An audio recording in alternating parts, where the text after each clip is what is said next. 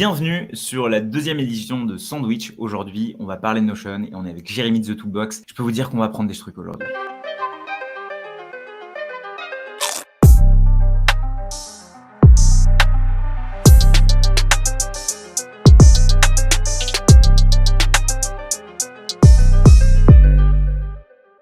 Aujourd'hui, c'est un sujet qui, moi, me tient à cœur, à Jérémy aussi, et en fait à Benoît aussi, parce que ça fait longtemps qu'on en parle dans les clubs. On a parlé de calendrier de résonance, on a parlé de système d'organisation, on a parlé de choses de base sur Notion. Mais en fait, on a eu une réflexion commune il n'y a pas si longtemps que ça, avec Jérémy et Benoît, c'était qu'en fait, c'est juste un outil. Et un outil, cette méthode, c'est juste, vous avez beau avoir la meilleure raquette de tennis, si vous n'êtes pas bon tennisman, ça sert à rien. Et c'est un peu ce qui se passe avec Notion.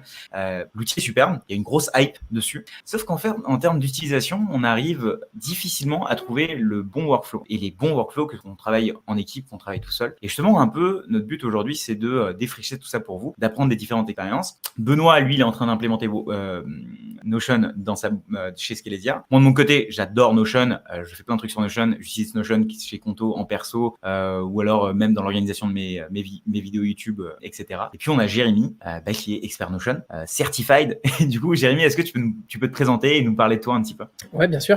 Du coup, moi, je m'appelle Jérémy Foucret. J'ai une boîte qui s'appelle The Toolbox, dont je suis le CEO. On accompagne des dirigeants de PME traditionnels sur leur transformation numérique. Quand je dis traditionnel, ça veut dire qu'ils n'ont pas d'équipe tech en interne. Et donc, on est un peu leur équipe tech externalisée. On les aide à repenser leurs process. On les aide à intégrer un peu de technologie. On les aide à construire des outils internes, à être plus efficaces au quotidien. Et du coup, Notion, c'est un tool dont je suis tombé amoureux il y a 2 ans. Il faut savoir qu'avant d'utiliser Notion, j'étais pas quelqu'un de très organisé. En fait, j'avais du mal à trouver un système qui me permette de m'organiser comme j'avais envie, parce que j'ai si ça parle à certaines personnes, j'ai ce qu'on appelle une pensée en arborescence. Donc je pense à plein de trucs en même temps, c'est très difficile pour moi juste de prendre des notes, parce que par exemple sur du papier, je me retrouve avec 15 000 notes différentes, 15 000 feuilles de papier, et j'ai beaucoup de mal à connecter les informations. Et en fait, avant Notion, j'avais pas d'appli qui me permettait de faire tout ça. Et donc quand j'ai découvert Notion, je me suis dit waouh, on peut mettre dans la même appli des notes, des bases de données, organiser exactement tout comme on veut avec une arborescence. Et du coup, j'ai eu l'impression de me retrouver un peu dans ma tête. Et donc, j'ai commencé à creuser, j'ai creusé,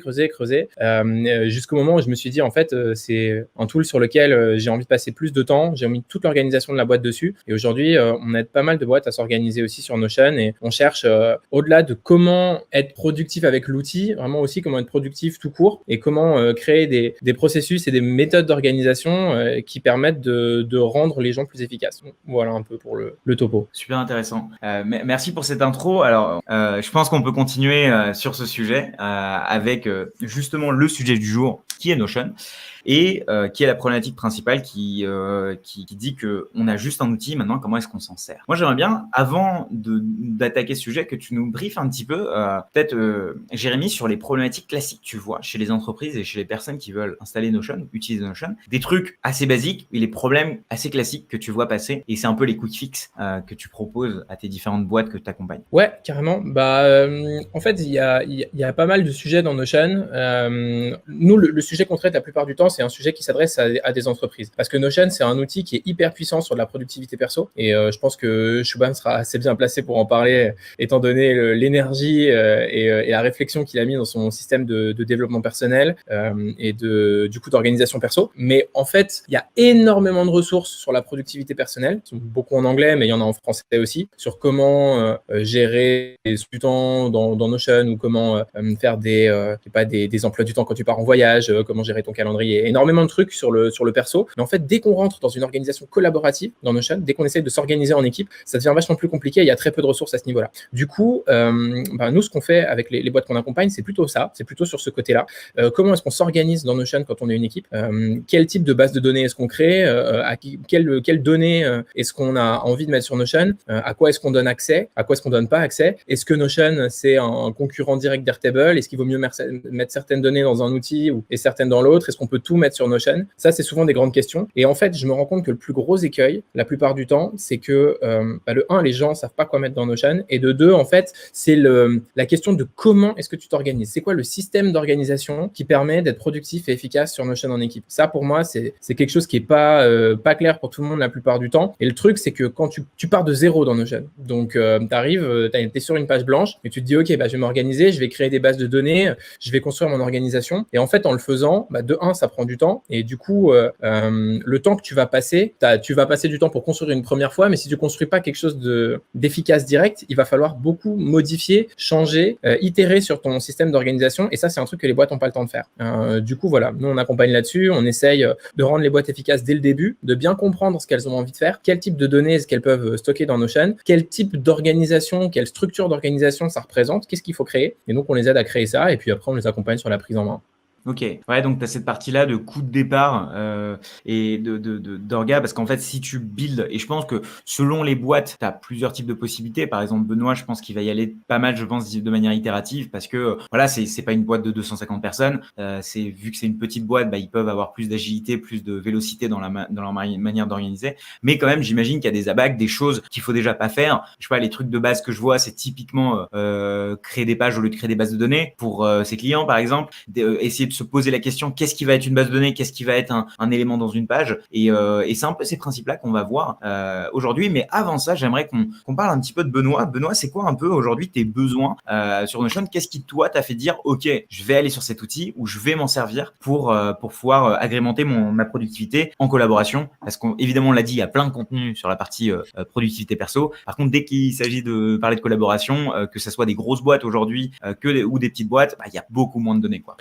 C'est exactement ça. Et effectivement, on est tous très forts pour optimiser notre productivité à l'échelle individuelle. Par contre, quand il s'agit de scaler la productivité, on a plutôt tendance à galérer. Et globalement, plus une entité va être constituée d'un grand nombre d'individus, plus on va avoir tendance à avoir la productivité individuelle baisser, en fait, pour le coup, parce qu'il y a une sorte d'inertie, opérationnelle qui se met en place. Je pense que Jérémy, pour le coup, voit de quoi je parle. En fait, le truc que nous, on a eu, la problématique qu'on a observée, c'est que on a une boîte qui commence à bien grossir. On est passé de 3 à 12 en quelques mois, et donc forcément à un moment donné il y avait cette nécessité de mettre en place des process pour à la fois garder une trace de ce qui se passe et pour optimiser justement notre productivité à tous et donner à chacun les outils pour savoir où les autres en sont, où il se situe lui-même dans le processus et retrouver les informations facilement. Voilà.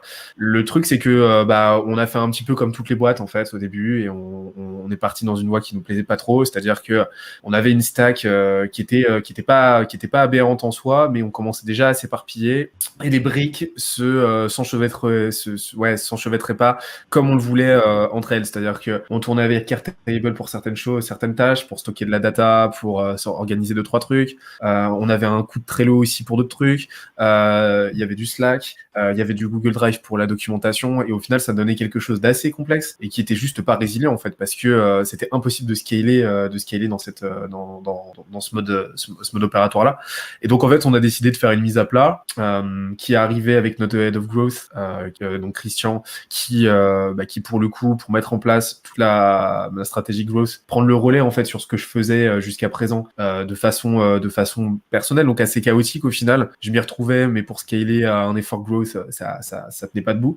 A mis en place justement tout le Notion, et on a profité de ce momentum là en fait pour internaliser tous les process sur Notion. Et aujourd'hui on est en train de mettre en place une stratégie justement de maillage interne pour que les différents boards soient liés les uns aux autres, et on est en train aussi de mettre en place de façon systématique la création de playbook. Donc n'importe quelle tâche en fait qui est récurrente en fait, on va faire un playbook avec une fiche pratique qui explique étape par étape de façon très concrète comment réaliser cette étape-là, cette tâche-là, et dans l'idée justement de pérenniser la connaissance en interne. Voilà, donc aujourd'hui on en est au tout début, mais on voit déjà les effets parce que on a beaucoup moins de difficultés à retrouver les informations, et on sent déjà qu'il y a un gain de productivité qui est vraiment conséquent, quoi. Ouais, je pense que c'est marrant parce que j'ai pris pas mal de notes là sur la partie playbook, et c'est vrai que c'est marrant à quel point le wording change, parce que tu vois, dans une grosse boîte t'appelleras documenter les process, et en fait c'est ça, c'est que t'es obligé de mettre en place un certain nombre de process pour faire en sorte que l'outil fonctionne, et aujourd'hui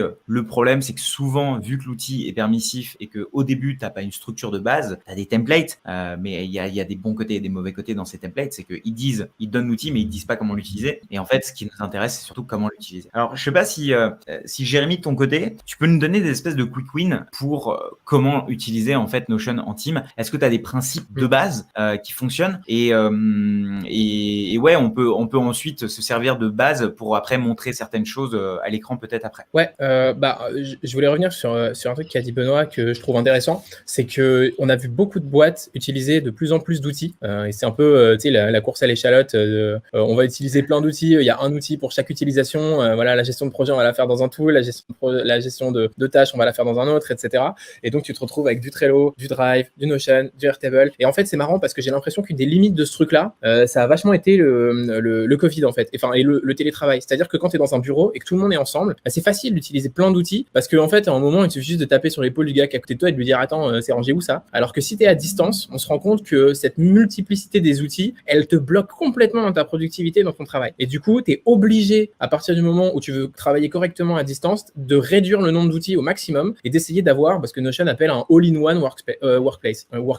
Et du coup, tu vas de plus en plus voir des outils comme Fibery, mais comme ce que Airtable est en train de faire aussi, comme ce que Notion fait, comme ce que Monday fait, comme ce que ClickUp fait, qui sont des all-in-one workspace où on essaye d'avoir toutes les fonctionnalités nécessaires pour le travail d'équipe dans un seul outil. Et du coup, je pense que Notion, c'est un des meilleurs outils pour ça. ClickUp est bien aussi, mais moi, je le trouve hyper rigide et j'aime pas du tout le... même s'il y a énormément de fonctionnalités, j'aime pas le feeling du truc quand je suis dedans. Mais du coup, Notion est génial. Et en fait, chez nous, Notion, ça remplace le Drive, ça remplace le traitement de texte, ça remplace la prise de notes, la gestion de données, la gestion de tâches, et on a tout mis dedans. Et je pense que déjà, le premier quick win, c'est de se dire, si vous allez dans Notion, il faut y aller full on. Ça sert à rien de se dire, je vais aller dans Notion juste pour faire un seul truc. Il faut se dire, je pense qu'aujourd'hui, Notion, c'est un all-in-one workspace et que ça s'utilise pour tout en même temps et que plus tu mets de choses dedans, et en fait, plus tu as de chances de rentrer dans la méthodologie, dans l'esprit du truc et de réussir à l'utiliser correctement et de gagner beaucoup de temps dans ta journée au final. Je sais pas si c'est d'accord, Shubham, mais ça me paraissait être un point vachement important. Je pense que dans la finalité, si, je sais pas, prenons un CRM, le cas le plus basique. Si aujourd'hui tu gères tes factures sur Excel ou sur Sheets, si tes clients tu les as sur Airtable et en plus tu as un CRM externe qui est Pipedrive, ce qui est le cas de la plupart des boîtes d'ailleurs, ce que tu voudras faire dans un premier temps, c'est peut-être bouger une brique. Et en effet, ça paraît être une bonne idée et peut-être que ça peut être une bonne idée pour aider les gens à s'en servir, etc.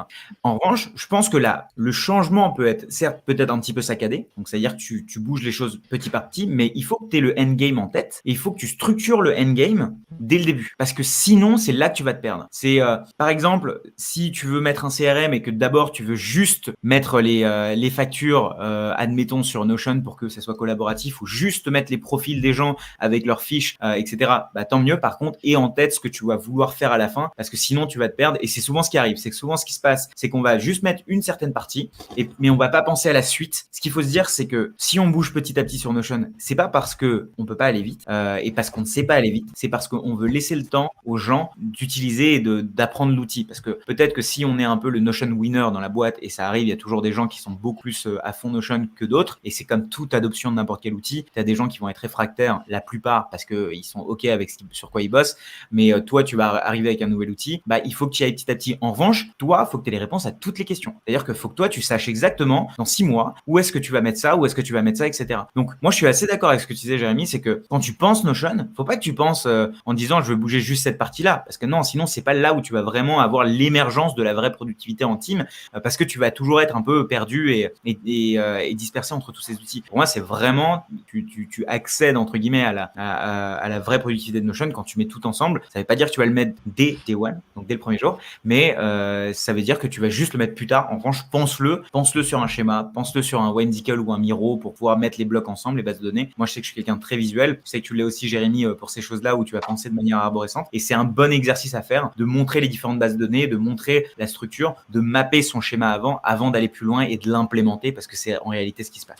D'accord. Oui, je voulais juste je voulais revenir sur 2 points. Tu as parlé de ClickUp, Jérémy, et pour le coup, c'est une question que je vois de plus en plus passer. Encore une fois, hier, dans le post d'annonce du live, j'ai eu cette question qui est sortie. En gros, Notion versus ClickUp. Forcément, ClickUp, c'est un outil qui commence à faire de plus en plus de bruit. moi, ma vision du truc, je sais pas ce que t'en penses, parce que pareil, je suis pas très fan de ClickUp, indépendamment de la qualité du produit, c'est que il y a un problème intrinsèque en fait dans la façon dont le produit a été pensé versus Notion. C'est-à-dire que Notion, ils sont partis d'un problème et ils ont essayé d'aller au plus simple. Ils ont, à mon sens, ils ont une lecture qui tendait vers la simplicité du problème de la productivité, alors que ClickUp, pour le coup, ils y ont apporté une réponse qui complexifiait plutôt plus le problème au final qu'autre chose à mon sens. Et avec justement beaucoup de fonctionnalités, avec une learning curve assez importante pour justement utiliser correctement l'outil. Et je pense qu'aujourd'hui, c'est ça la grande limite en fait de ClickUp par rapport à Notion. C'est-à-dire que Notion, ils ont plutôt essayé de limiter au maximum le nombre de features et de mettre la créativité en fait de leurs utilisateurs à disposition, à contribution pour justement trouver des solutions. Et au final, les solutions, elles ont été trouvées. Alors que ClickUp, pour le coup, ont plutôt tendance à mettre en place énormément de features pour répondre au final au même problème, mais ça donne une grosse usine à gaz, quoi. Donc, à mon sens, c'est le gros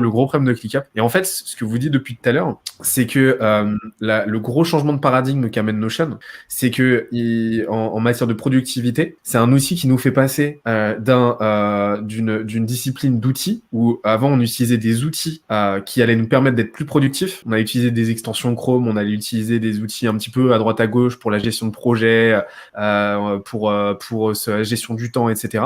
En paradigme de plateforme. Aujourd'hui, en fait, on va réinternaliser absolument toute notre productivité, toute notre façon de nous organiser, de collaborer, etc. sur une seule et même plateforme. Et en fait, ça change absolument tout parce que ça donne des possibilités de scalabilité absolument énormes. Et en fait, c'est vraiment ça, ce changement de paradigme en fait que Notion est en train d'amener à mon sens. Et c'est ce qui, je pense, rend le truc difficile à appréhender pour beaucoup de gens parce qu'on est encore en fait dans cette vision des choses beaucoup où la productivité c'est une superposition de petits hacks pour être plus productif, pour mieux gérer son temps. Alors que Notion amène quelque chose de complètement différent. C'est une plateforme avec une méthodologie bien précise que tu déroules, quoi. Je sais pas ce que vous en pensez. Ouais, je suis assez d'accord. Je trouve qu'il y a un truc qui est intéressant, c'est que tu vois là où l'outil a vraiment une place prépondérante quand tu commences à réfléchir à OK, j'ai besoin d'un Trello pour faire de la gestion de projet. Ce qui est intéressant, c'est qu'avec Notion, tu peux quasiment tout faire en fait. T'as des briques, c'est un peu des Lego. T'as des briques de construction, tu vas avoir des bases de données, t'as des fonctionnalités,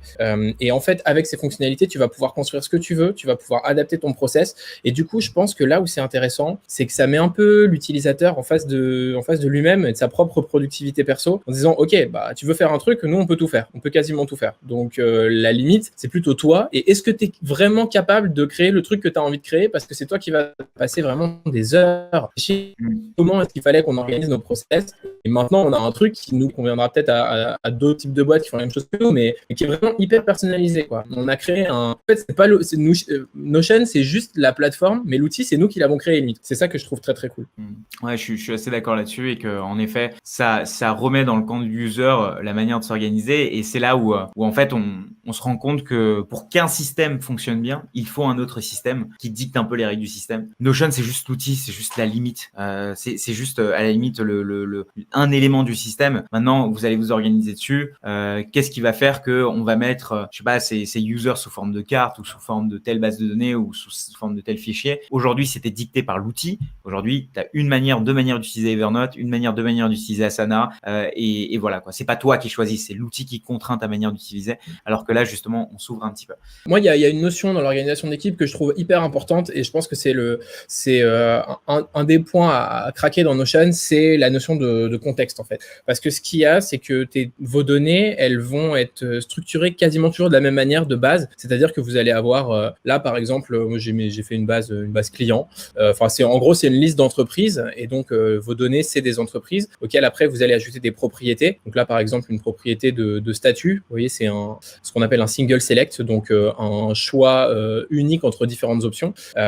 Et donc, vous allez avoir les données qui se représentent comme ça. Mais en fait, ce qui est intéressant, c'est que d'une base de données comme ça, on peut passer à d'autres bases de données. Et donc là, par exemple, je suis passé d'un truc qui peut tout à fait se faire dans un Excel, par exemple, à un CRM, en fait. C'est les mêmes données, c'est exactement les mêmes données, mais en les triant, en faisant en fait une vue Kanban et en les triant par leur statut, et donc voilà, elles sont groupées par statut, et ben le contexte de ma donnée, il a complètement changé. Et donc, je suis passé de juste la liste des entreprises que j'ai dans ma base à je trie les entreprises et je les glisse d'une colonne à l'autre en fonction de leur statut. Est-ce que je suis en train de les prospecter? Est-ce qu'on est en train de négocier? Est-ce que c'est des clients ou est-ce qu'on a arrêté de bosser ensemble, ils ont churn? Et, voilà. Et la question, elle se pose comme ça. Et puis, je peux me dire, OK, bah, dans un autre contexte, dans un autre setup, je peux les avoir par pays et me dire, mais tiens, où est-ce qu'on est le plus actif? Et de se dire que là, je vais filtrer pour n'avoir que les clients. Et donc, de me dire, bah, en fait, on est toujours dans la même base, mais là, bah, j'ai par pays les endroits où je vais avoir le plus d'entreprises clientes. Et donc, je peux me dire, OK, ben, par exemple, j'ai pas de clients en Espagne ou pas de clients en Australie, mais j'en ai qu'aux USA.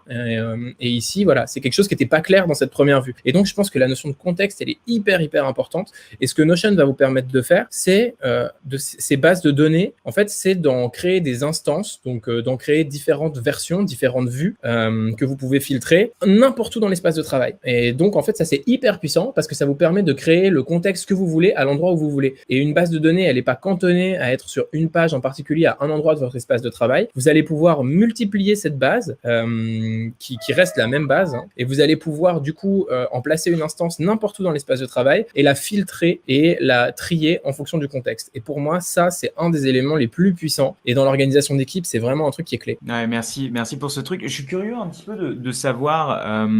Là, c'est un dashboard donc expérimental où tu montres un petit peu ça. Ouais, on fait des tests là-dessus. Très cool. Et du coup, il y a une chose qui est intéressante de montrer, c'est que en fait, tu as la possibilité de changer de statut juste en bougeant les colonnes, c'est ça? Absolument. Donc en gros, l'idée, c'est que tu vas pouvoir, en fait, donc l'idée de base, quand on parle d'une base de données, c'est qu'on a notre donnée. Et donc là, en l'occurrence, vous voyez, c'est des entreprises. Et ensuite, on va ajouter à ces données des propriétés. Et donc en fait, les propriétés, c'est des colonnes qui vont affecter chacun des éléments et qui vont pouvoir être différents types de propriétés. Vous voyez que là, par exemple, c'est du select. J'ai beaucoup de select, mais là, par exemple, c'est une relation à une autre base de données. Là, c'est un URL pour ajouter le site web de la boîte en question. Là aussi, c'est une relation vers une autre base de données. Et donc, ce qui est intéressant, c'est que là, quand je suis dans cette vue-là, donc en tableau, les modifications, elles vont se faire au clic. Par contre, si je fais une vue en Kanban comme ici, en fait, je vais trier par une propriété en particulier. Et donc là, par exemple, dans mon CRM, la propriété par laquelle je trie, c'est mon statut. Et donc,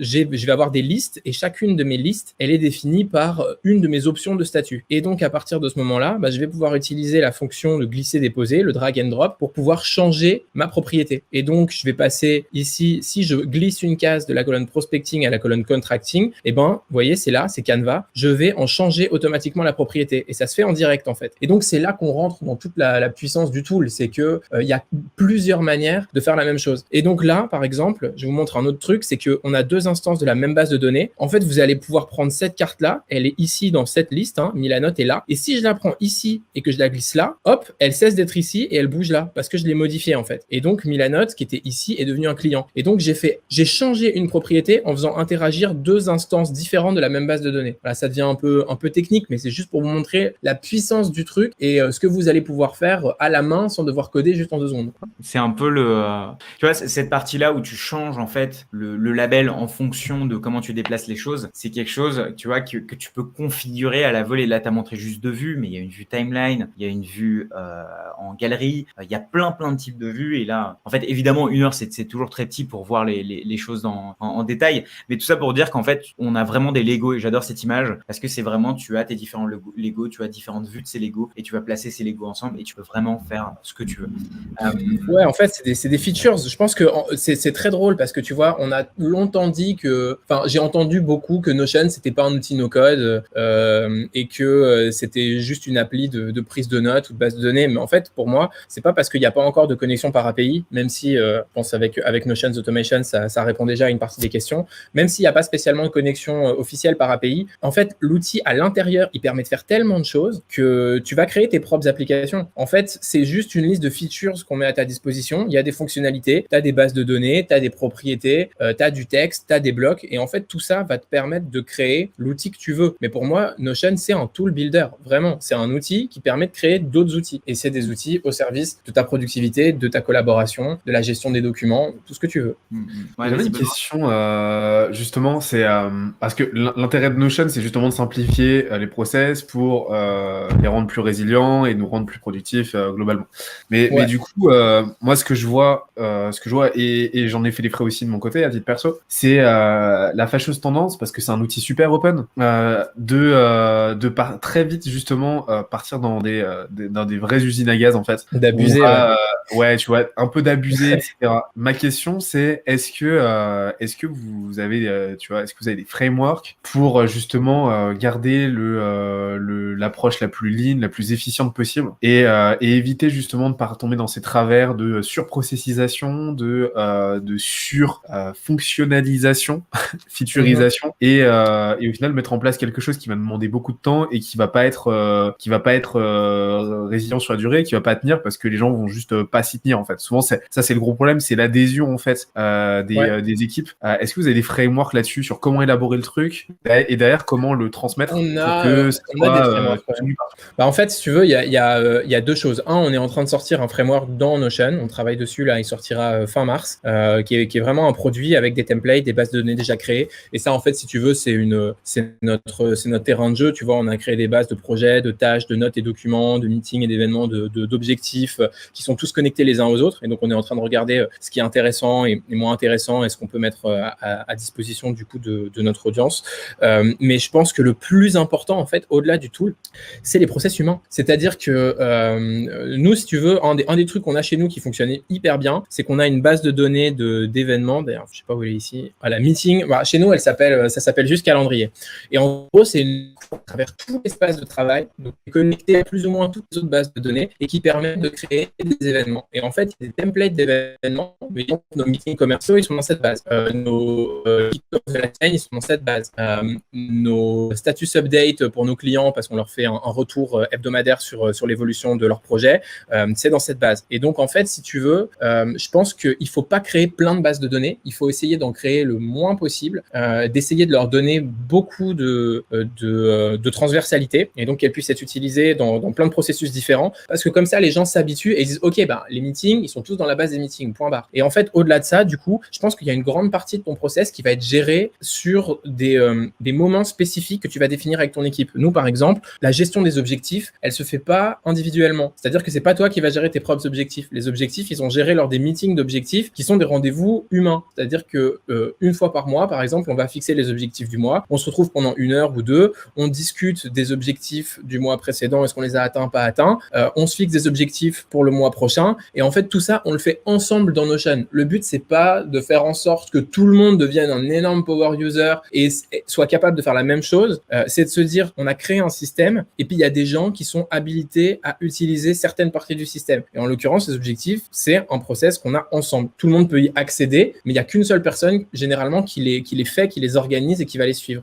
Et je pense que ça, c'est un truc qu'il faut se dire aussi. Il ne faut pas que demain, tu te dises, on a envie d'implémenter Notion, donc tout le monde doit être un power user. En fait, on va implémenter Notion, on va créer des process ensemble qui sont au service de l'équipe et de la productivité de l'équipe et de la vision de l'entreprise. Et ensuite, on va avoir des manières de le gérer. On va avoir des process entre nous, mais qui sont surtout des process humains et pas forcément des process technologiques sur comment est-ce qu'on utilise les données dans Notion, comment est-ce qu'on les organise, qui touche à telle ou telle donnée ou tel process. Et je pense que du coup, en fait, c'est de cette façon-là que tu vas pouvoir éviter les débordements et éviter cette surprocessisation.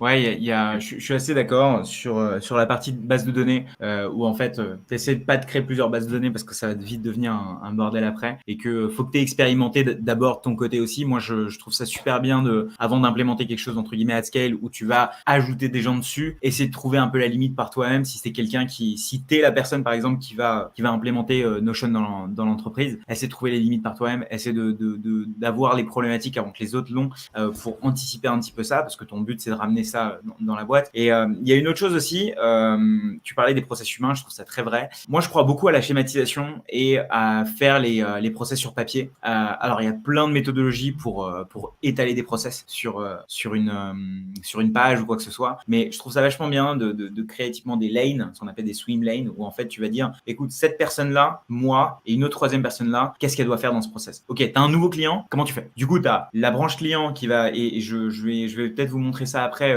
je vais essayer de trouver la page, mais dans l'idée, c'est, t'as la ligne client, le client envoie un message, ok, qu'est-ce qu'on fait en fait? Et ça, faut que ça soit processisé. Si jamais tu l'as mis sur une feuille, il n'y a pas de question, il n'y a pas de je pensais ça ou je faisais ça. Non, c'est t'as un nouveau client, il va dans Notion. Ok, qui le crée? C'est dans sa ligne en fait. Ok, qu'est-ce qu'on fait après? Combien de temps il attend? Est-ce qu'il y a une durée max, une période où tu dois pas le contacter? Qui est le owner? Et je pense que c'est des questions qui sont vraies pour n'importe quel process dans la boîte, mais le fait de les schématiser sur un papier, et après il y a plein de techniques et je vais vous en donner une. L'outil, on s'en fout, c'est pareil. Moi, j'utilise Whimsical, mais vous pouvez utiliser celui que vous voulez. C'est de montrer qui sont les personnes qui doivent s'occuper de la chose. Donc, du coup, qui est le owner et comment est-ce que l'information va circuler dans votre système d'information, du coup, pour le coup, qui est Notion. Et pour moi, c'est selon moi ça la clé, parce que en le faisant, tu vas te rendre compte qu'il y a des choses qui sont pas claires, qu'il y a des choses où en fait, il y a des cas que t'as pas prévus, il y a des cas que les autres vont pouvoir te ramener, et en fait, la réponse elle se situe dedans, parce que quand tu vas discuter de process avec quelqu'un, toi, tu as quelque chose d'écrit qui est clair, alors qu'aujourd'hui, bah, ça ne l'est pas, et du coup, tu vas pouvoir avoir un leverage qui va être maximum grâce à ça. Ouais, je disais, c'est vraiment hyper important de mettre les process sur papier ou de les réaliser sur Whimsical ou sur Miro ou n'importe quelle autre plateforme, parce que c'est là que tu vas te rendre compte de tout, en fait, de toute l'importance de ton process, de toutes les différentes étapes. Et ce qui est intéressant, c'est que ces étapes, généralement, après, tu vas pouvoir les introduire dans Notion, tu vas pouvoir créer des formules ou tu vas pouvoir créer des filtres ou des instances de tes bases de données qui vont représenter cette petite partie-là du process qui est si importante. Et de, par exemple, te dire, je sais pas, un lead, il rentre, mais après 5 jours, si toi, tu t'en es pas occupé, et ben en fait, il va passer à quelqu'un d'autre, par exemple. Et ça, c'est des choses qui, avec les filtres, avec les vues, avec des dashboards, vont pouvoir être complètement recréées. Toutes ces règles-là d'automatisation, si on veut, elles vont pouvoir être complètement recréées dans Notion. Et donc, en fait, généralement, je rejoins tout à fait Shubham dans le fait que si un process fonctionne pas, c'est parce qu'il n'a pas été suffisamment bien pensé, c'est pas à cause de l'outil, quoi. Donc, c'est hyper important et nécessaire même de réfléchir à comment est-ce que les process sont structurés, organisés et est-ce qu'on a bien toutes les infos. Pour vous donner une méthodologie sur comment mettre sur papier en fait toutes ces choses-là, il y en a plein. Il y en a certaines qui sont plus permissives, plus contraignantes que d'autres. Il y en a une qui est intéressante sur laquelle je travaille là depuis un petit moment. J'ai découvert ça grâce à quelqu'un qui me l'avait suggéré, donc je lui en suis vachement reconnaissant. Avant, mes schémas Whimsical ressemblaient à tu vois, quelque chose où seul moi pouvais comprendre. Et en fait là, plus en interne et notamment chez Conto, etc., où typiquement en interne, on va commencer à faire des formations sur Notion et comment faire en sorte que des gens intermédiaires, des gens experts et des gens qui sont beginners puissent vraiment s'épanouir et utiliser l'outil comme il se doit. Tu es obligé de mettre en place ces espèces de flow chart, de framework, parce que sinon 300-400 personnes ça passe plus. Et justement pour ça, il y a un framework qui s'appelle BPMN. Je vais vous partager, je sais pas si ça te dit quelque chose, Jérémy, mais c'est quelque chose qui vient du monde entre guillemets ancien, du grosse boîte, etc. Mais c'est assez intéressant parce que donc c'est Business Process Model and Notation. C'est une spécification qui permet d'expliquer les choses. Donc typiquement service demandeur, service achat, comptabilité. Toi de ton côté, ça peut être client, SDR et sales, tu vois. Et tu dis et t'as des choses genre ça c'est un début, ça c'est une fin. Et tu dis des trucs genre si le client arrive, il va là, puis il va là, puis ça c'est une décision à prendre, puis il va là, puis il va là. Et c'est une version extra simplifiée si vous n'êtes pas un peu en manque d'inspiration de comment expliquer vos process. BPMN, c'est un super paradigme d'explication de choses avec justement ces swim lanes. Donc en français on appelle ça piscine. Moi je préfère dire swim lane quand même. Et du coup de dire écoute, ça c'est dans le cadre c'est lui le owner, là c'est lui le owner. Et en fait dans le cas de l'évolutivité de ton process, quand il va évoluer, tu sauras dire ok là on a un problème. Tu vois, c'est ici qu'on a le problème. Tu vas pouvoir l'identifier et travailler dessus. Bon. Ouais, totalement. Nous, c'est un truc qu'on fait au quotidien, ça, puisque quand tu dois créer des process, si tu n'as pas cette méthodologie-là, tes frameworks, tes flowcharts, ils ressemblent à rien. Donc, c'est clair que c'est important aussi d'être un peu formé là-dessus et d'avoir une nomenclature spécifique quand tu vas créer ce genre de process, visualiser sur un outil. Trop cool. On passe aux questions. Alors, Jérémy, comment est-ce que tu gères l'asynchrone et tes process humains est-ce qu'ils sont un peu comme chez Alan, pour interrogation? Oula, on n'est pas aussi loin que chez Alan. Eux, c'est vraiment impressionnant ce qu'ils ont construit en termes de culture. Après, oui, on fait beaucoup de travail asynchrone et en fait, nous, on bosse en full remote. Donc, c'est hyper important pour nous. L'asynchrone, ça nous permet d'être plus productifs. On utilise des outils beaucoup comme Loom pour transmettre des vidéos et pour gagner du temps dans la rédaction des messages, gagner en clarté. On utilise énormément de Notion, on utilise beaucoup Slack aussi, on utilise Front qui nous permet d'être plus collaboratif sur la gestion de nos boîtes mail et des différents flux email qu'on reçoit chez The Toolbox. Okay. Et est-ce que, là je me permets une question, est-ce que tu as des espèces de justement c'est un peu SLA, tu vois, de trucs genre 5 jours c'est la durée maximale pendant laquelle on va répondre à un client ou des choses comme ça qui te permet un peu de garder une certaine qualité dans ton flow de qualification, des choses comme ça. Est-ce que tu as mis ça en place? Alors c'est un peu hors cas de Notion, mais je suis curieux de savoir. Ouais. On l'occurrence, oui. Et du coup, ça, c'est des trucs que tu peux assez facilement inclure dans Notion avec des petites règles. Par exemple, quand est-ce que la carte a été créée, il faut recontacter cette personne-là. Moi, j'essaye de toujours recontacter la personne dans la journée. En ce moment, par exemple, c'est un peu difficile de suivre et j'ai parfois du mal à le faire, mais tu vois, dans les 2 ou 3 jours grand maximum, quand on a un lead qui rentre sur le site, il est recontacté. Et une fois qu'on a dit qu'on allait lui faire une proposition, généralement, ça arrive dans la semaine, quoi. Non, le délai qu'on s'est fixé, c'est 5 jours. Voilà, après ça, tu reçois des alertes. Super clair. Est-ce qu'on peut miser sur un CRM long terme avec Notion si on peut automatiser ça avec le temps, pareil. Ça dépend vraiment de ton activité, je pense. Nous, par exemple, on est sur une activité de service avec des paniers moyens qui sont quand même assez hauts puisqu'on fait de l'accompagnement en production de logiciels. Donc, un CRM sur Notion, ça nous convient parfaitement. Et puis, comme chez nous, tout est organisé dans Notion, en fait, avoir un CRM en dehors de Notion, ce serait difficile, quoi. Voilà, moi, je vois très bien un CRM à long terme sur Notion parce que c'est très facile à gérer pour nous. Par contre, maintenant, si tu as plusieurs personnes qui interviennent dans ton processus et que tu as besoin d'avoir les emails qui sont connectés à tes box, à tes entreprises, et donc de pouvoir faire le suivi des contacts, le suivi des communications, Notion, c'est pas le bon outil. En fait, à mon sens, ça dépend de 2 choses, comme tu l'as dit. Ça dépend de la taille de ta base de données. Enfin, de 3 choses. Dépend de la taille de ta base de données. Si t'as si tu gères 100 leads par mois, ça passe. Si tu en gères 1000, c'est plus compliqué. Ça dépend pareil, de ta stratégie commerciale. Si t'es sur du high ticket, c'est cool. Par contre, si t'es sur du low ticket ou pareil, t'es obligé de faire beaucoup de volume, on en revient au premier point, c'est compliqué. Et le 3e point pour moi, c'est est-ce que ton CRM te sert de point d'entrée data pour ton email marketing? Est-ce que tu vas t'en servir pour nurturer? Est-ce que tu vas t'en servir pour envoyer des séquences d'emails, etc. Et dans ces cas-là, pour le coup, Notion m'a l'air assez limité. Et ça dépend aussi de la taille de ta team sales, à mon sens. Je pense que en dessous de 5 personnes, Notion, si les autres conditions sont remplies, c'est cool. Par contre, au bout d'un moment, je pense qu'il doit y avoir certaines limites, en tout cas pour du CRM pur. Par contre, le gros avantage, c'est qu'encore une fois, ça va se connecter à plein d'autres choses. Donc, tu peux mettre en place, en plus du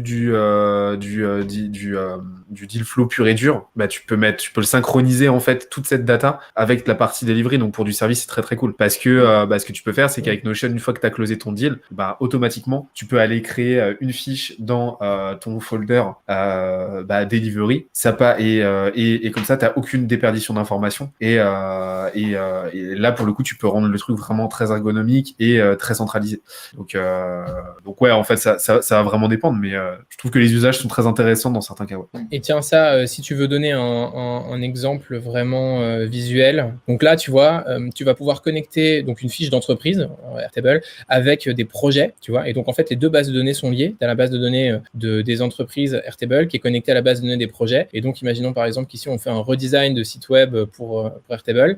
Tu vas pouvoir ajouter toutes les données de ton projet. Tu vas pouvoir le connecter à des tâches. Tu vas pouvoir le connecter à des meetings et des événements. Et donc, en fait, si l'idée, c'est d'avoir un CRM qui te sert juste à faire ton deal flow et après de passer sur toute la partie gestion du client et delivery, comme disait Benoît, c'est incroyable. Vraiment, c'est trop puissant. Pour nous, c'est génial. Ça nous fait gagner un temps fou. Et il n'y a pas d'outil qui fait ça. La plupart des CRM qui se concentrent sur la partie commerciale et sur la partie, sur la partie sales et la partie marketing, automation, etc., ils font pas du tout de gestion du client, pas du tout de gestion de projet, pas du tout de portail client derrière, ce genre de choses. Donc, Notion, ça peut vraiment être une très, très bonne solution. Mais en effet, si c'est pour faire plutôt du sales automation, du marketing automation, gérer des gros volumes, des grandes quantités de données, de comptes avec une faible transformation, enfin un faible taux de transformation de tes prospects en clients, alors Notion, c'est vraiment pas le bon outil. Super, super intéressant. Merci du share. Et je pense qu'en effet, ce template de CRM, ou en tout cas, c'est vraiment la base si tu veux comprendre un petit peu la manière dont les différentes bases de données fonctionnent ensemble. Donc, c'est super intéressant. On nous dit, est-ce qu'on peut parler de l'automatisation? Un petit mot sur l'apport de Notion Automation à Notion. Je sais pas si tu veux en dire. Je suis assez shy quand il s'agit de faire de l'autopromo, mais vas-y, je te parce qu'il y avait une question à payer aussi. Je peux faire un peu de promo pour toi. Franchement, le connecteur, il marche bien. Il est cool. Il est facile à setup sur Zapier.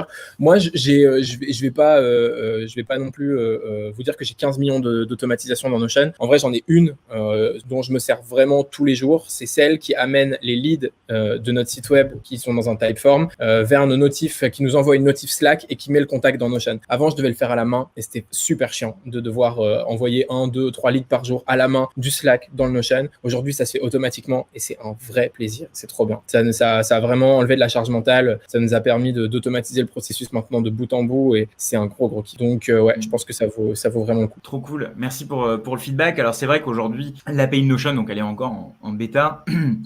Honnêtement, pour y avoir accès, je sais pas ce que t'en penses, Jérémy, mais je trouve ça cool qu'ils la sortent, mais tu vois, c'est pas incroyable non plus, dans le sens où je t'avoue être assez déçu.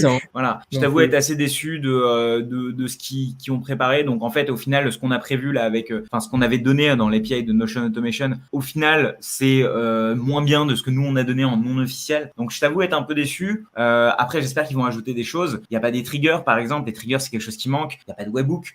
C'est quand même, si tu veux aller jouer un petit peu avec l'API, c'est un peu dommage. Ça, c'est un peu le côté dommage, mais en même temps, j'ai l'impression que quand ils sortent quelque chose, putain, ils le sortent bien, quoi. Donc c'est un peu cette partie qualité et quantité de sortie qui est à regarder. Moi, clairement, bon, après, moi, je suis un convaincu à Notion. Je pense que dans la plupart des cas, si vous voulez commencer à faire un truc custom et que vous avez déjà de l'expérience dans les autres outils, parce que ça, c'est important. Si vous avez déjà de l'expérience et vous savez ce que vous n'aimez pas et ce que vous aimez, bah, Notion, c'est un super outil. Après, si vous commencez, on va dire, dans le monde du digital, vous n'avez pas vraiment manipulé d'outils, vous savez pas vraiment comment ça fonctionne un Kanban sur Pipedrive, par exemple, ou comment vous savez pas vraiment ce que c'est qu'une base de données ou des choses comme ça, je suis pas sûr que ce soit un super outil pour commencer, pour le coup, tu vois. Je sais pas ce que t'en penses, Jérémy, mais quand tu commences, entre guillemets, à jongler avec ces différents outils de la tech et que t'as jamais vraiment touché à tout ça, Notion, c'est un peu genre la liberté, et du coup, si tu peux vite arriver avec des solutions qui partent vite en cacahuète. Ça peut vite partir en cacahuète, je suis d'accord, mais je pense que en fait, l'écosystème de formation au no-code ou à ce genre de solutions, même à la technologie accessible à n'importe qui, donc au no-code, je trouve que c'est vraiment la meilleure définition, c'est une démocratisation de la technologie.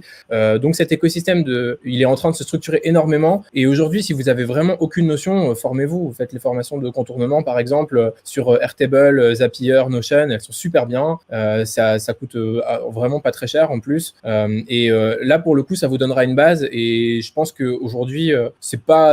avant, il fallait creuser absolument, genre, il y a 3 ans, 4 ans, tu découvrais Airtable, il fallait le faire vraiment en mode autodidacte, il y avait peu de ressources, mais aujourd'hui, je trouve que les formations sont super et que voilà, le mieux, c'est de se former comme ça pour pouvoir justement passer à Notion ou à Airtable sereinement en se disant qu'on va quand même pas faire toutes les erreurs de débutant, quoi. Exact. Donc super cool. On regarde 2-3 petites questions. Est-ce qu'une documentation API publique avec Notion est possible avec une template quali? Alors moi, j'ai fait la doc typiquement de Notion Automation et l'API de Notion Automation sur... je l'ai faite. On l'a faite avec Simon, je suis pas tout seul. Et en effet, c'est pas un template, on l'a pas donné, mais ça marche hyper bien. Et d'ailleurs, la documentation de la vraie API de Notion est sur Shop, qui est vachement cool. Donc ouais, j'aurais pas de template à conseiller. En revanche, ça marche super bien. Est-ce qu'il y a des certifications Notion et son déploiement, et c'est pour être spécialiste expert? Ouais, il y en a. C'est assez compliqué de les avoir. Je pense que la file d'attente est assez longue et qu'ils intègrent très peu de monde, mais ça existe. Tu peux aller chercher sur leur page de communauté. Il y a 2 programmes en fait. Il y a programme ambassadeur et programme expert consultant. Le programme ambassadeur est plus facile à intégrer. Le programme consultant, il y a vraiment pas mal de tests avant, pas mal d'entretiens, pas mal de cases à réaliser. Et du coup, il faut s'inscrire tout simplement.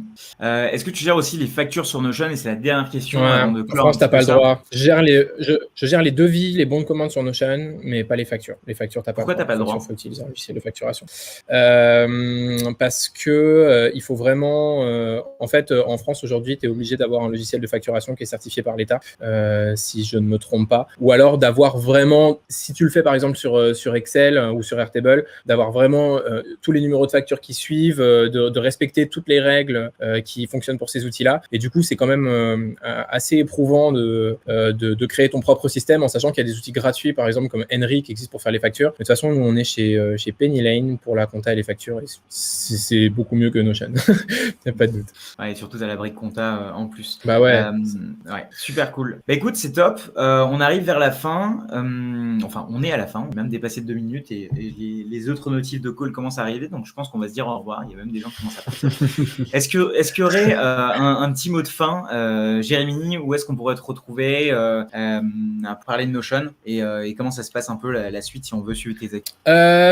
Sur LinkedIn, le plus simple, sur Twitter, sinon vous pouvez vous inscrire à la future newsletter de The Toolbox. On est très mauvais sur les newsletters, mais on est en train d'y travailler là au fur et à mesure que l'équipe grandit. On commence à avoir des ressources disponibles pour s'occuper de cette newsletter. Donc voilà, vous pouvez vous inscrire.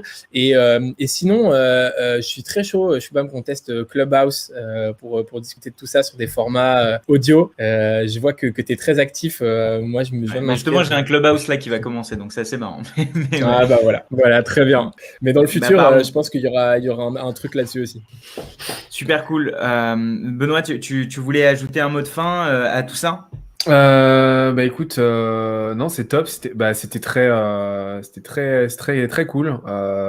C'est là qu'on voit que Notion, outre l'aspect vraiment purement feature prise en main, c'est vraiment une histoire d'approche en fait de sa productivité et qu'il faut appréhender en système et non pas comme des briques en fait qui vont se juxtaposer quoi. Ce qu'on a assez souvent tendance à faire finalement. Et donc en fait Notion c'est aussi l'occasion de repenser en fait sa façon de s'organiser, de travailler en équipe et je trouve ça vraiment très très cool et en fait comme on l'a dit en fait pendant tout ce talk, ça amène un vrai changement de paradigme en fait dans la façon de travailler à mon sens et je trouve qu'on a plutôt bien retranscrit ça je trouve dans ce talk, donc c'était vraiment très cool. Écoutez, cool. merci Benoît. C'est vraiment top les gars. Merci Jérémy pour tout ton temps. Notionfacile.fr, allez-y pour faire un tour si vous voulez regarder. Je pense que le lancement sera pour la semaine prochaine ou truc dans le genre. Et puis Jérémy, c'est Twitter, The Toolbox, The Family. Donc voilà, c'est la famille. Pardon, j'ai dit The Family, n'importe quoi. Twitter, The Toolbox et Twitter. N'importe quoi. Mais c'est la famille en tout cas, c'est pour ça que je voulais dire ça. Merci à tout le monde. Salut. Et puis à la semaine prochaine. Les gars. Bye. Salut.